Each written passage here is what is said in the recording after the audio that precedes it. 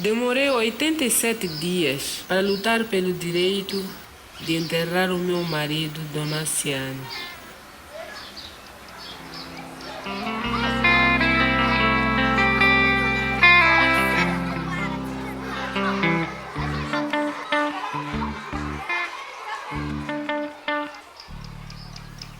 Eu nasci em 20 de outubro de 1949.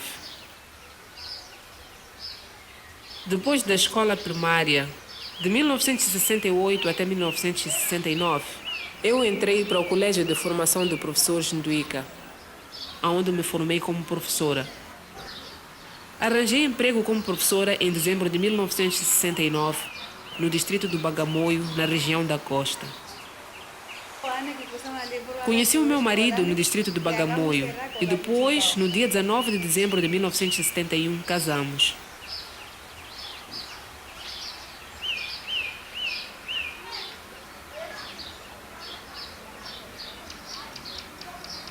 Deus abençoou-nos com 7 filhas.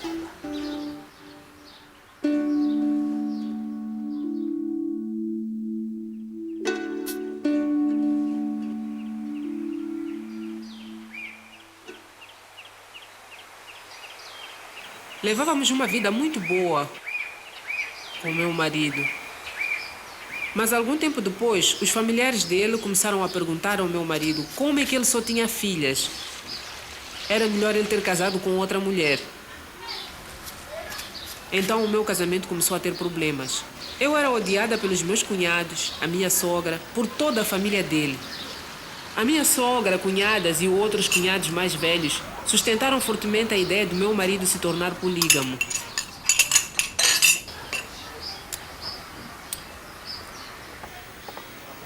O meu marido nunca teve nenhum problema com as filhas. Antes dele morrer, tinha dado seu testamento verbalmente a cada uma das suas filhas e a mim, a mãe delas.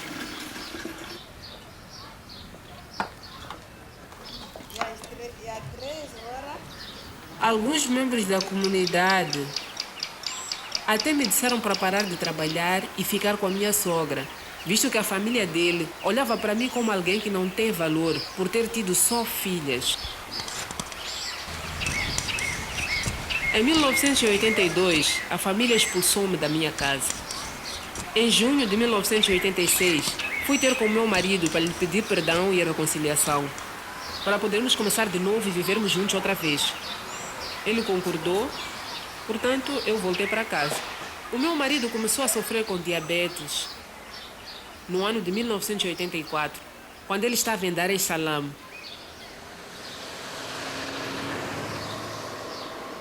A minha vida foi ajudá-lo na sua doença, até o dia 7 de julho de 2003, quando ele morreu.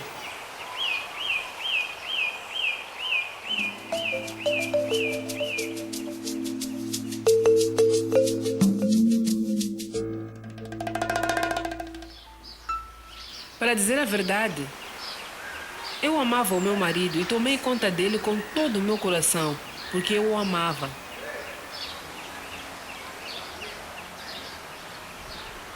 Eu cuidei do meu marido durante 19 anos, quando ele estava a sofrer com diabetes.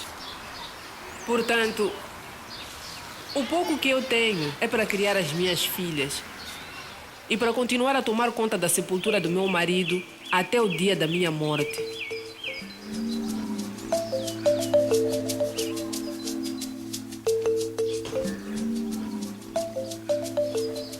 Imediatamente após a morte do meu marido, começaram a aparecer os problemas. Eles queriam ficar encarregados de enterrar o meu marido e queriam levar todos os bens que ele tinha.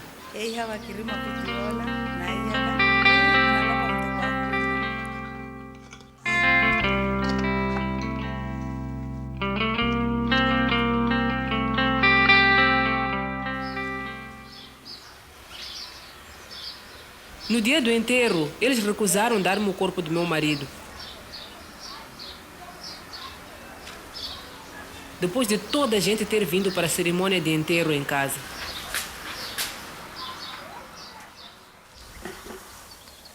Depois, o meu familiar, que é o meu irmão mais novo, juntamente com outro amigo meu, encorajaram-me a avançar e a lutar pelo direito legal de enterrar o meu marido. Eu fui apresentar o meu caso ao tribunal primário, rezando pela autorização para enterrar o meu marido.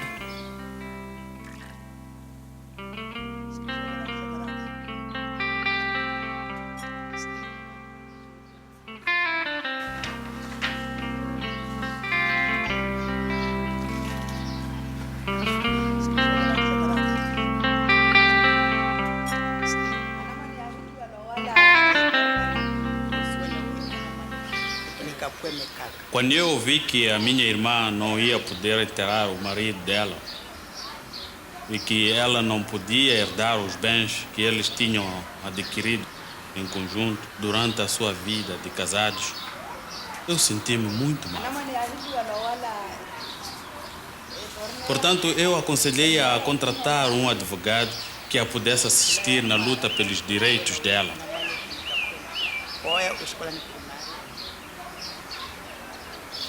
De acordo com a tradição das minhas cunhadas, elas insistem que se eles não têm um filho, ela não pode herdar os bens do marido e ela nem pode mesmo ficar ali depois da morte do seu marido. Ela não tem filho.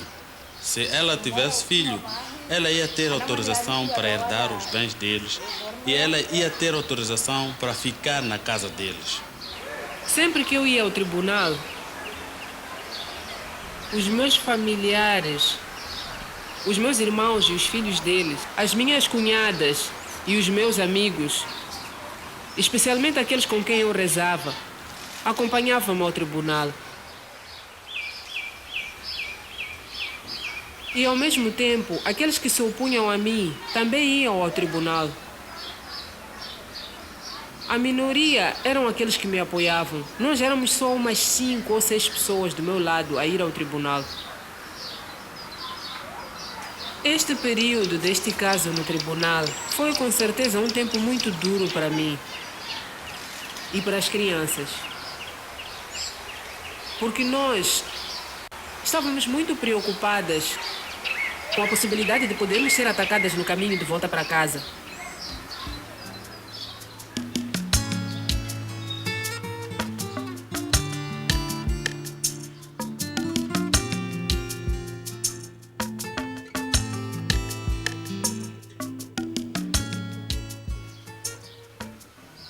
Este incidente da morte do meu marido e todos os problemas que se seguiram magoaram muito as minhas filhas. Não foi só uma, foram todas as minhas filhas que foram afetadas. Tão afetadas que se desesperaram com a vida.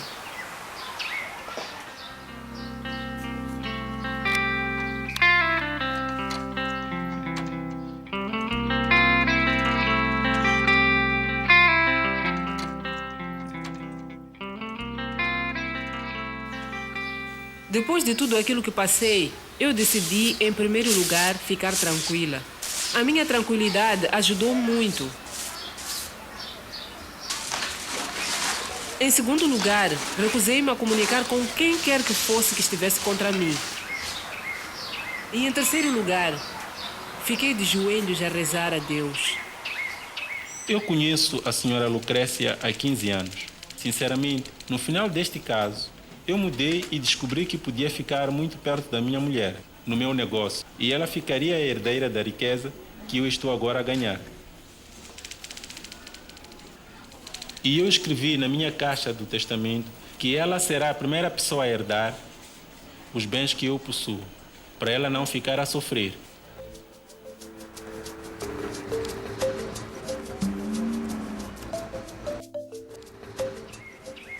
Este meu caso, de ter um caso no Tribunal de Justiça e de lutar pelo direito de enterrar o meu marido, tornou-se uma porta aberta para os direitos das mulheres na sociedade da Tanzânia e mesmo fora da Tanzânia.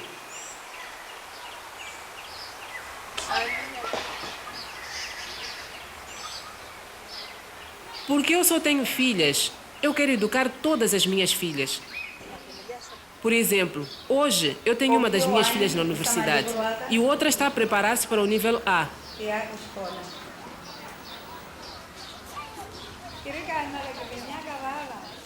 Eu quero que elas continuem a ter uma boa educação, que lhes vai permitir sustentarem-se a elas próprias no futuro e a não enfrentarem os problemas que eu própria enfrentei na minha vida.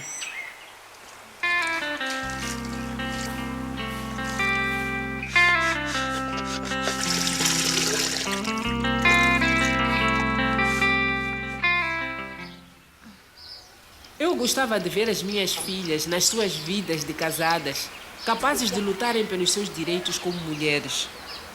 Eu também as aconselhei a que, quando elas tiverem maridos, devem chegar a um acordo acerca da sua futura vida de casadas, como é que vão ficar e pôr isso por escrito. Eles devem ser capazes de explicar muito claramente que eu encontrei esta rapariga, eu amo-a e a nossa decisão na vida é 1, 2, 3, 4, 5.